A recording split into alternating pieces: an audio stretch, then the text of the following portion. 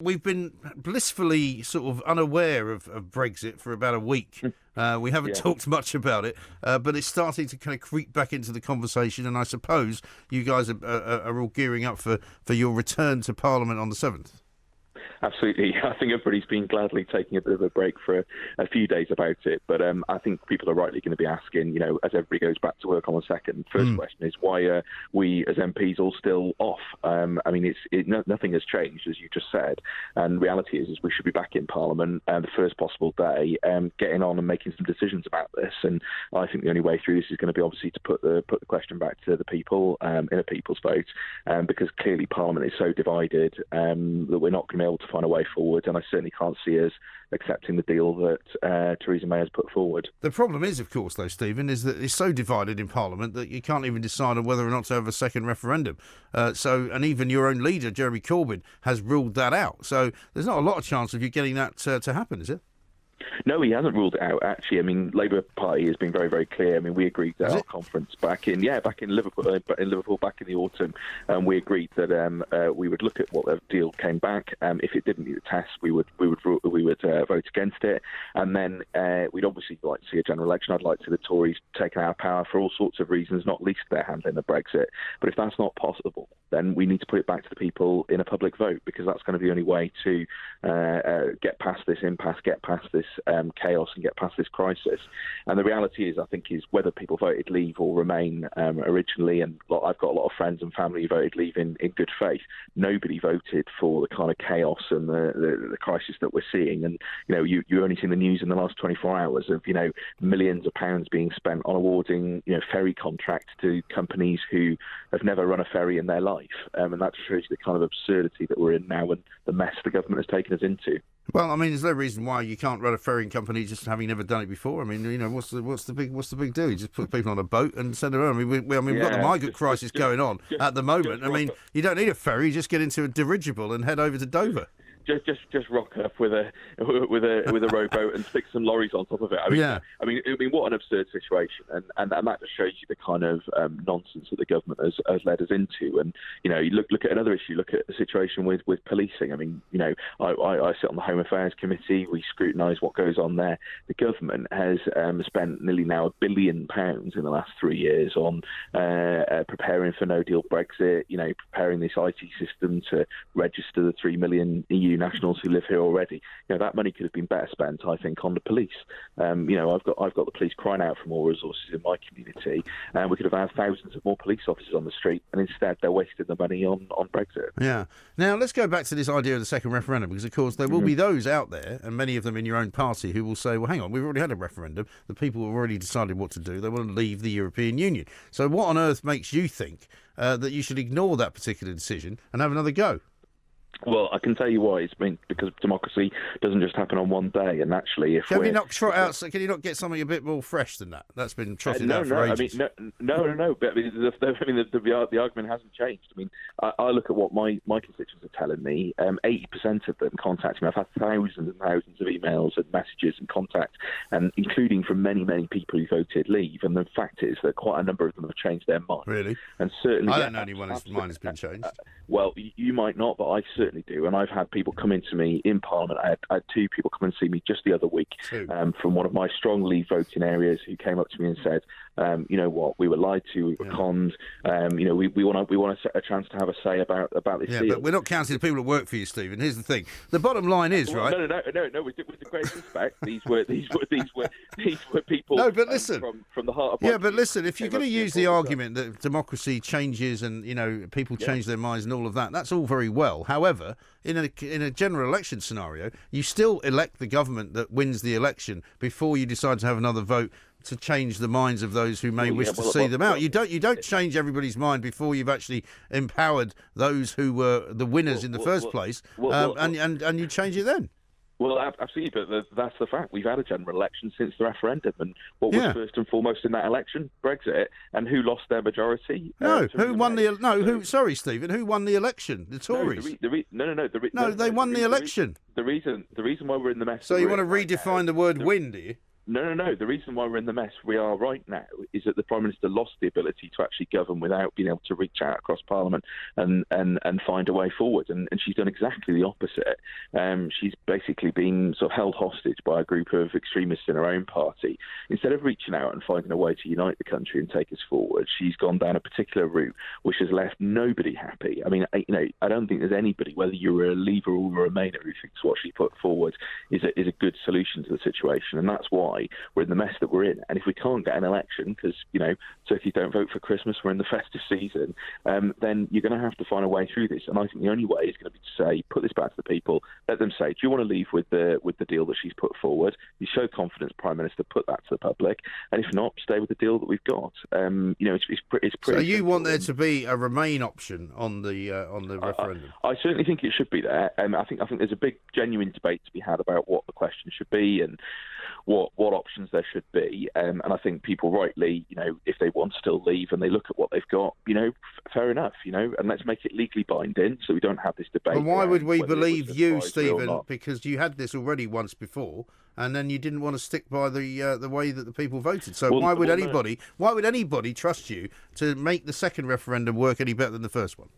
Well, I think that's the reason why there was such a mess in the first place, was that we had a stupid question, which was essentially... Well, we didn't have a stupid question. The question was, do you want to leave the European Union or not? We did have a stupid question because leave, what does leave mean? I know of my Leave voters, they all have different views about how we should leave, and there are about 50 or 60 different ways in which you but you can't have 60 different referendums. You have, if you want to leave the marriage, you leave, don't you? And then you figure it out later.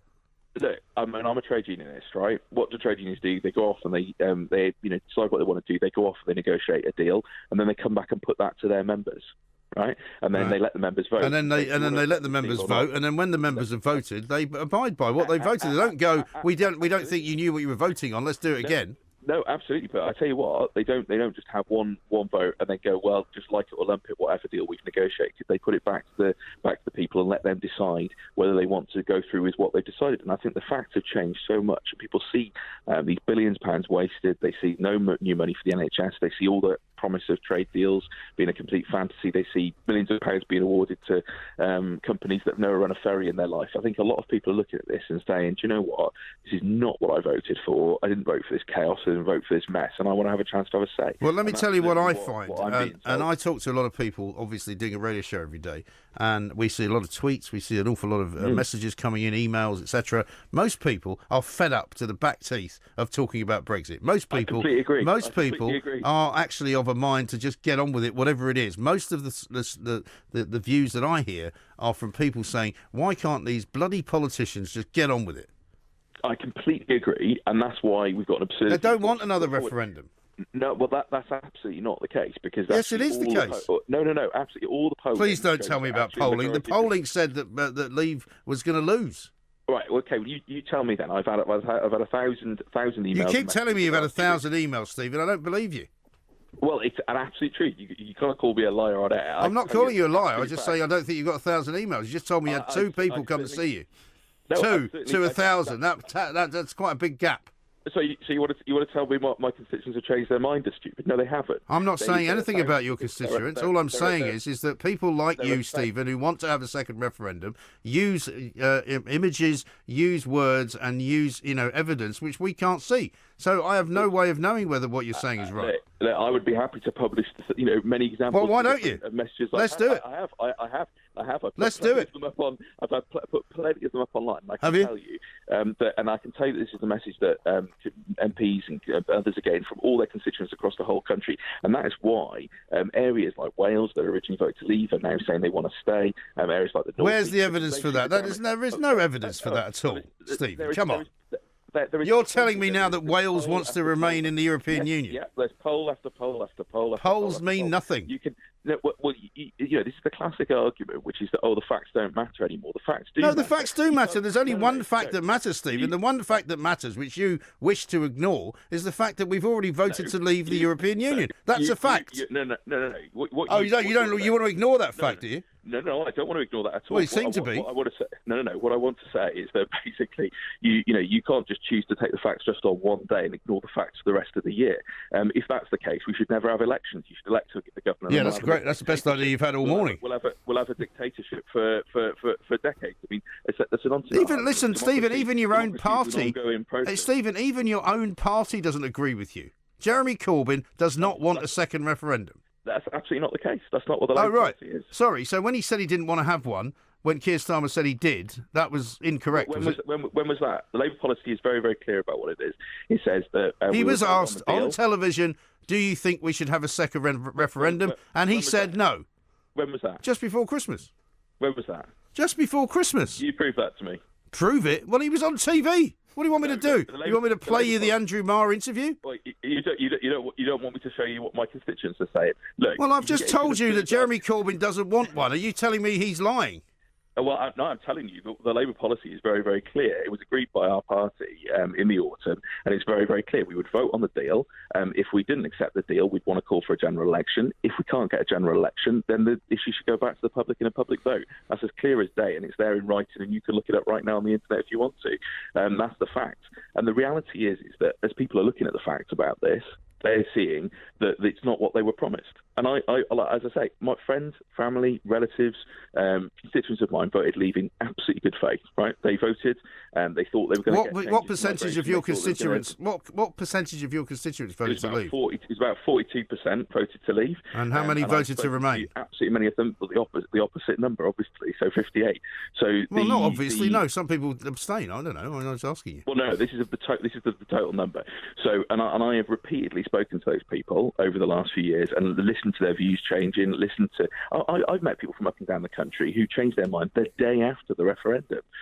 So the reality is that when you look at something, when the facts have changed, one of them was Jeremy Corbyn. Well, look.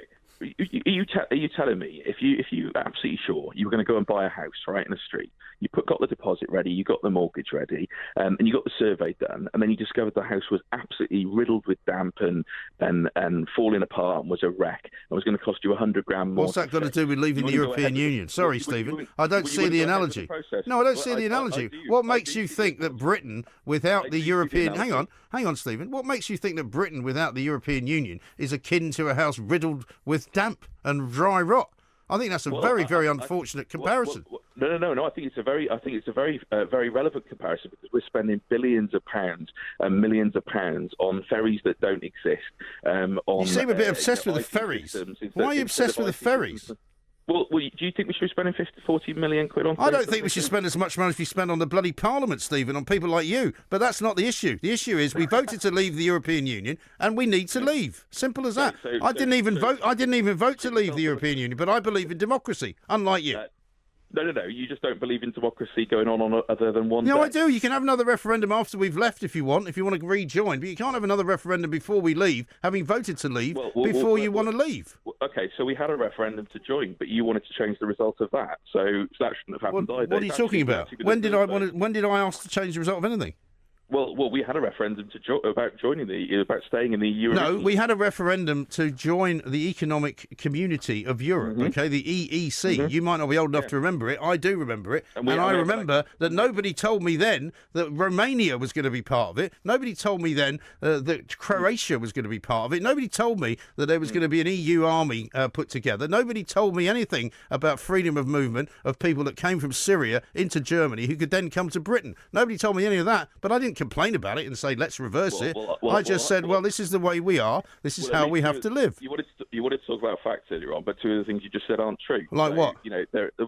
About people from Syria coming through Germany. About an EU. Oh, sorry, yeah, you're right. They're coming from Iran currently on dirigible boats from Calais, aren't they? Right. And so how is that happening? And breaking off cooperation with France is going to help deal with that. How? You're not answering the question. You've just told me that's not happening. I'm asking you a question. Look, why don't you answer the question I'm asking you? Because what you're suggesting isn't the case. You're telling me there's nobody coming from Iran on dirigible boats to Calais. Is that right? I'll give you. There were 94 they found. No, they haven't actually. 250 have come since before Christmas. Right. What's your policy on that, Stephen? What do you think we should do about it? Well, I've got a very clear policy about what this, is actually, which is that actually we should go after the criminal gangs who are exploiting people and sticking them in boats in the first place. And actually, how are we going to do that? One of the best ways we could do that is by actually having cooperation with the French government. Well, we're still in the European Union, Stephen, so why are we not getting cooperation? Well, that's a very, very good question. Yeah. So they're not really helping. So there's not much point in being in it, is there? But I can tell you one thing that's not going to help is cutting ourselves off from the databases that actually help us make sure we have border security in the first place. We're not going to do that. That's not going to happen. Well, you clearly haven't read what's been going on. I have read many things. I'll tell you what you haven't read, right? Do you know who's going to next be the president of the Council of the European Union? Well, that hasn't been decided yet. Yes, it has. No, It's going to happen on Tuesday, right? It's going to go to Romania. Did you know that? No, it goes around. Well, you've just literally said something again that's not correct. Romania will become Romania will take the leadership role as president of the Council of the European Union. As it is, you don't like Romanians. Is that what the issue is? Well, you've just told me it's not happening, Stephen. Which is it? Well, you said you don't know, do you? No, you don't know, Stephen. Don't come on this show and be ignorant and tell me that I don't know what I'm talking about. So I'm ignorant now, am I? So I'm a liar and I'm ignorant. It's a great show, isn't it? That you get to rant at me. Well, you just told me that this is not true. You just told me this is not true, Stephen. This is the very problem with the media that we've got in this country. Oh, really? What? We know the facts and you don't? No, you don't want to debate the facts. I'm asking you what you think of Romania becoming the president of the council. No, I'm asking you what you think, as a voted MP of this country, of Romania being the leaders of the Council of the European Union. The presidency of the European Union rotates between all the countries. Yes, it does. Get to do that as well. And yes, it does. What do you think of Romania getting it on Tuesday? Well, every country gets to do it every 6 months. What's the problem with that? You don't have an opinion on it? Well, what's the problem with it? I'm asking you what you think of it. Romanians? Is that what the issue is?